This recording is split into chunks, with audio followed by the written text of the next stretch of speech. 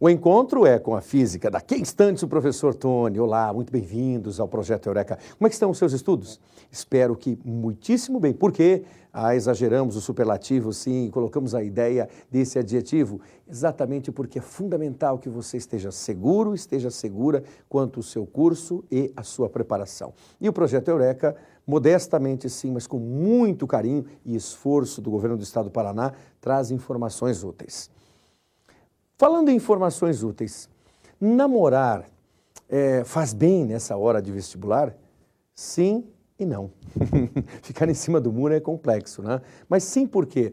Porque aquela figura amada pode ajudar e muito a você através das mais variadas situações. Não, porque os dois devem ter em mente que o namoro só é salutar se ele for colaborativo, se ele corroborar com o melhor para os dois. E se os dois têm o mesmo objetivo, passar no vestibular, ambos devem entender que haverá, depois das provas, finalzinho de dezembro, janeiro, tempo para namorar. Agora é tempo para estudar. Bom trabalho, boa física. Obrigado, Tony.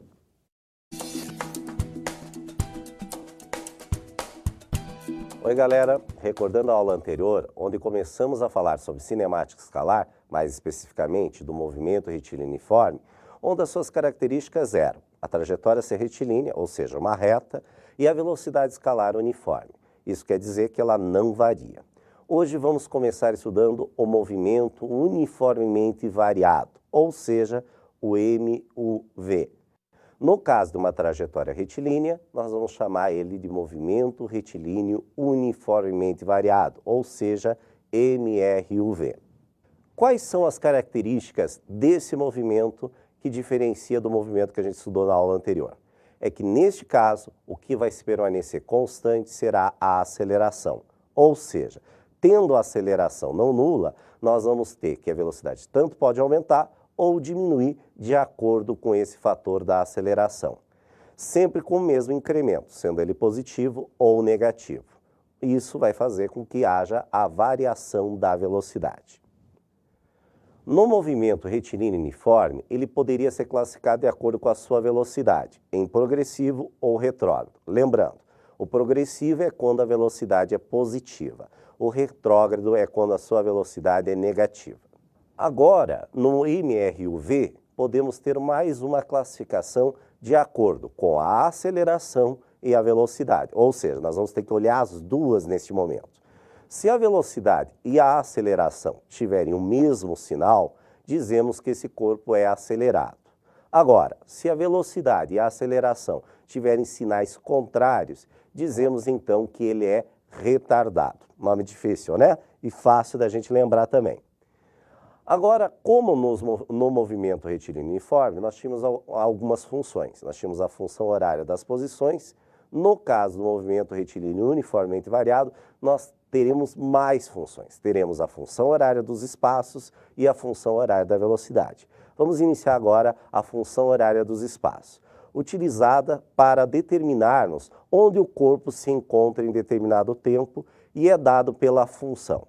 X é igual a x0 mais v0 vezes o tempo, mais a aceleração vezes o tempo ao quadrado sobre 2. O x, lembrando da aula anterior, é a posição onde a gente quer saber, num instante qualquer, que no sistema internacional é dado em metro. O x0 é a posição inicial, ou seja, no tempo que a gente começa a contar em 0 segundo, ou no tempo que a gente começar a contar os espaços.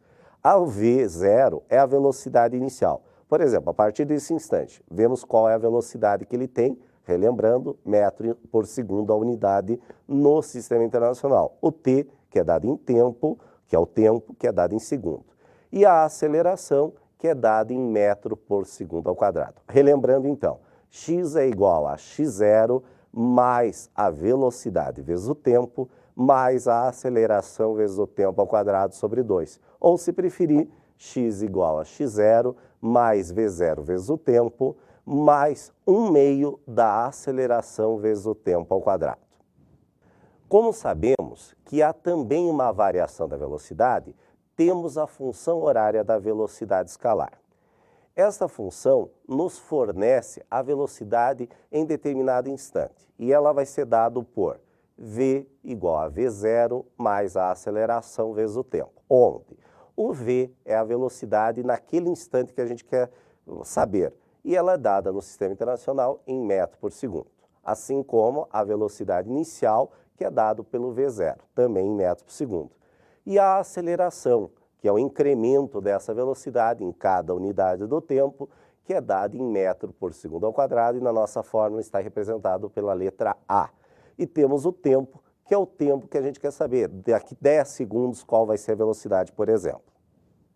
Como vimos, tanto a função horária das posições quanto a função horária das velocidades necessitam da grandeza tempo. Agora nós vamos ver uma equação onde a gente não precisa saber do tempo. É o que nós chamamos da equação de Torricelli. Mas como que esta equação foi deduzida? Uma continha bastante simples e vou deixar o desafio de vocês deduzirem ela ali. É bem simples. Na primeira, ou seja, na equação horária das velocidades, V igual a V0 mais a aceleração vezes o tempo, isole o T, deixa o T sozinho e deixa as outras unidades do outro lado do igual. E na segunda equação, no caso nossa, a primeira equação, x é igual a x0 mais a velocidade inicial vezes o tempo, mais 1/2 da aceleração vezes o tempo ao quadrado, no lugar dos tempos, substitua. Isso nós vamos obter a seguinte equação. V final ao quadrado é igual a V inicial ao quadrado, mais 2 vezes a aceleração vezes o ΔX. O V é a velocidade num instante qualquer, dado no Sistema Internacional por metro por segundo. O V0 é a velocidade inicial, também dado por metro por segundo no SI. O A é a aceleração, que no SI é dado em metro por segundo ao quadrado. E o ΔX é a distância percorrida. Mas o que é o ΔX? Relembrando na aula passada, nós vimos que ΔX é o deslocamento, que é a posição final menos a posição inicial, que é dado também em metros. Agora vamos fazer uma atividade bastante simples e que, por sinal, foi de um vestibular da Universidade Federal Tecnológica do Paraná, o antigo Cefet. Na decolagem, um certo avião partindo do repouso percorre 500 metros em 10 segundos. Considerando a sua aceleração constante igual a 10 metros por segundo ao quadrado, a velocidade com que esse avião levanta voo é em metros por segundo de letra A, 100, letra B, 200, letra C, 125, letra D, 50 e letra E, 144. Então, nós vamos aplicar neste caso, porque nós conhecemos, queremos saber a velocidade final, conhecemos que ele partiu do repouso, ou seja, a velocidade inicial é igual a 0. Conhecemos a aceleração, que é 10 metros por segundo ao quadrado. E temos o deslocamento que ele vai fazer na pista, que é 500 metros. Usando, então, a equação de Torricelli, que é V final ao quadrado é igual a V inicial ao quadrado, mais 2 vezes a aceleração vezes o ΔX, substituindo, nós vamos ter que o V final é igual a 0, que é a velocidade inicial, ao quadrado, mais 2 vezes o A, que é 10, vezes o ΔX, que é 500. Fazendo as continhas, nós vamos ter que V ao quadrado é igual a 0 ao quadrado, 0. 2 vezes 10, 20, 20 vezes 500 igual a 10.000. Ou seja, V ao quadrado igual a 10.000. Tirando a raiz de ambos os membros, vamos ter que V é igual a 100 metros por segundo. Assim como no MRU, tínhamos diagramas para representarmos os movimentos. No MRUV, os teremos novamente, mas um pouquinho mais ampliado e com algumas diferenças básicas. Os diagramas, então, do movimento uniformemente variado são: o diagrama horário das posições, como é uma função horária das posições, é dado por uma função de segundo grau. E temos nesse diagrama a formação de um gráfico já bastante conhecido, que é a formação de uma parábola. Lembrando que a função horária é x igual a x0 mais v0 vezes o tempo, mais 1/2 da aceleração vezes o tempo ao quadrado, portanto, sendo uma função de segundo grau, que a característica é uma parábola.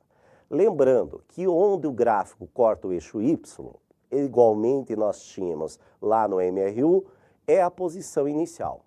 E não tem sentido, novamente, nós desenharmos a parábola do lado negativo dos tempos. Lembrando que os tempos é dado pelo eixo X, o eixo dos tempos. Então, nós vamos começar a partir do ponto zero e vamos para a direita. E nós vemos essa característica. Nós podemos ter tanto um diagrama, uma parábola com concavidade voltada para cima, isso quando a aceleração for positiva, quanto um diagrama com a concavidade da parábola voltada para baixo, quando a aceleração é negativa, conforme a gente vê nas figuras. Já no diagrama horário da velocidade escalar, temos uma função de primeiro grau. Função de primeiro grau porque a função v igual a v0 mais a aceleração vezes o t é uma função de primeiro grau. E lembrando que a característica de uma função de primeiro grau é uma reta. E essa reta, ela vai, diferentemente do que no MRU, ela vai ser crescente ou decrescente. E essa crescência ou decrescência vai ser de acordo com a aceleração que esse corpo vai ter. Nós vemos neste gráfico que nós vamos ter novamente no eixo X os tempos, no eixo Y a velocidade. Aonde se inicia a velocidade, nós temos que a velocidade inicial. Se ela for uma função crescente, ou seja, à medida que nós vamos para a direita, aumenta a velocidade, nós vamos ter uma aceleração positiva. Agora, se nós vemos caso contrário, quando nós vamos para a direita, a velocidade decresce, ou seja, se aproxima de zero e vai para o valor negativo, nós vamos ter uma aceleração negativa. Lembrando, a velocidade inicial é onde se inicia o gráfico e não tem sentido, novamente relembrando, fazer o gráfico à esquerda do ponto zero, ou seja, porque a gente não tem tempo negativo. Agora um pequeno intervalo e depois voltamos com o diagrama da aceleração escalar.